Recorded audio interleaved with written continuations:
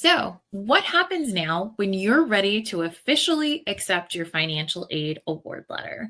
Let's talk about how to accept and or decline your offered aid. If you decide to decline any part of your financial aid offer, utilize your financial aid portal or online system with your college or university to identify which item line you are declining. Normally, the platform will allow you to select or make notes of any item that you want to decline. And most commonly, loans are not automatically accepted.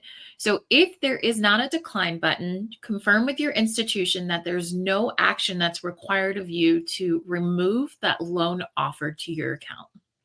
Again, institutions will allow you to see everything that you're entitled to receive in terms of aid. So, more commonly, loans will be offered to you as part of your financial aid package, but you are not required or married to have to accept those loans.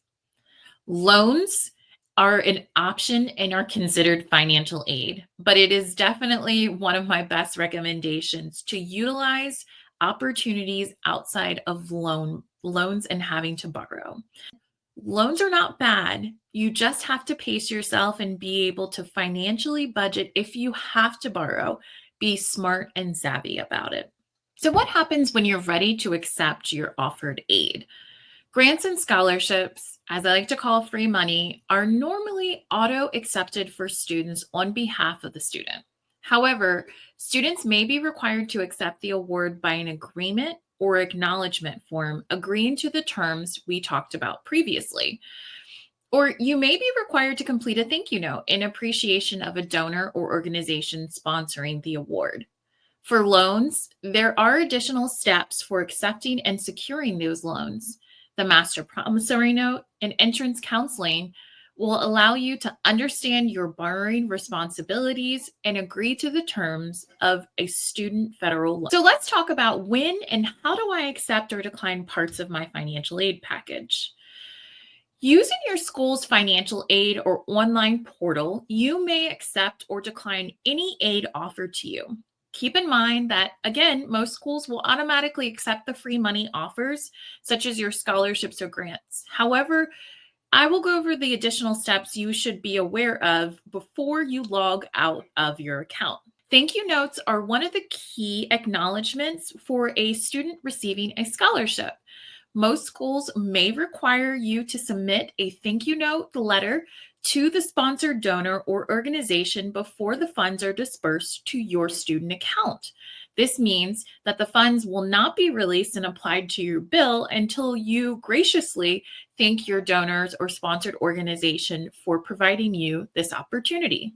Or after formally accepting the scholarship, be sure to submit the thank you note in a timely fashion to avoid any delays that might impact your bill or your acknowledgement to your donor. The other level of any scholarships or grants may entail you to acknowledge an agreement or an acknowledgement form that you understand the terms and conditions of that award. Scholarships may require you to formally accept by completing a one-time or an annual contract with this terms and conditions clearly broken out for that particular award or scholarships. More commonly, it's going to be listed as an acknowledgement, an agreement, or a memo of understanding. So also keep in mind that any delays with acknowledging the terms by completing these forms will and could possibly delay the release of your funds to your student bill. Not all schools require an acknowledgement or an agreement. However, in my experience of working at several institutions, it has been a staple to ensure that students understand the terms and conditions of their scholarship or grant, and also acknowledges that it is a privilege to be awarded such opportunities.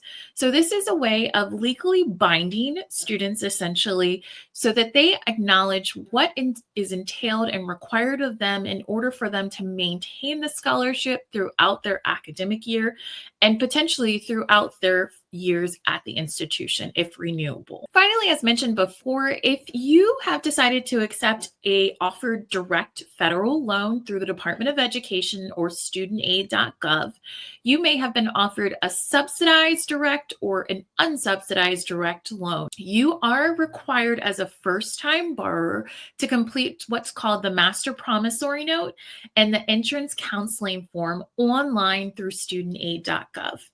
These two components is required by the Student Federal Aid in order for its agencies to release the funds to your college for dispersal. Those funds will be applied to your student bill to pay your educational expenses. For tips on students' loan borrowing responsibilities, be sure to subscribe to my channel and check back for a future video on that particular topic.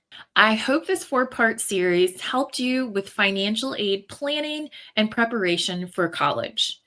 Be sure to give this video a thumbs up and subscribe to my channel for new video content on financial aid and scholarships.